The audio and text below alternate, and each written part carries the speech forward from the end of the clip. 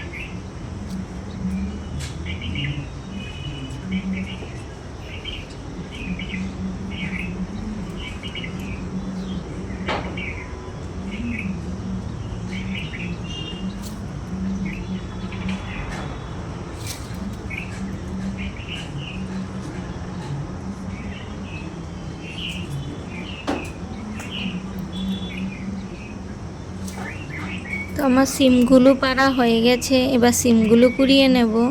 তো গাছে কিন্তু আরও সিম আছে, সেগুলো আরেকটু বড় হবে। আর গাছে এখনও অনেক ফুল আছে।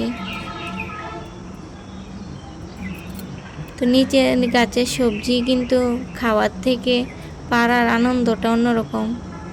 তো আপনারা কে কে সবজি লাগান কমেন্টে জানাবেন। আর আমার ভিডিওটি আপনাদের কেমন লেগেছে তাও জানাবেন।